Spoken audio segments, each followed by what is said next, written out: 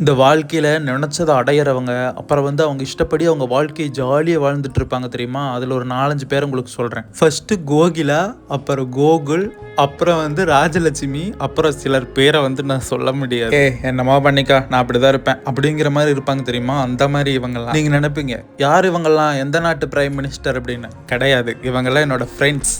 எனக்கு தெரிஞ்ச உண்மையாகவே அவங்க நினைக்கிறது மட்டும்தான் அவங்க வாழ்க்கையில் நடக்குது. அவங்க நினச்ச நேரம் வெளியே வரலாம், போகலாம், ஜாலியாக இருக்கலாம். இங்கே பாருங்க, இப்போ கூட இந்த பிள்ளை நினச்சது அதோட ஃப்ரெண்டை பார்க்க வந்துருச்சு. நினச்ச நேரம் வெளியே போவாங்க, வருவாங்க, ஜாலியாக இருக்காங்க இவங்க வாழ்க்கையில. இவங்களுக்கும் பிரச்சனையெல்லாம் இருக்குதான், ஆனால் அவங்க நினச்சதை பண்ணுறாங்க. அவங்களால பண்ண முடியுது, போக முடியுது, வர முடியுது, யாரோட பர்மிஷனும் தேவையில்லை.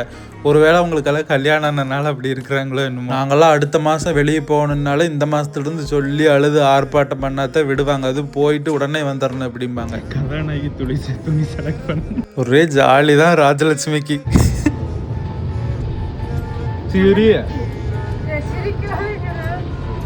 கடப்பாறை முழுங்கின மாதிரி.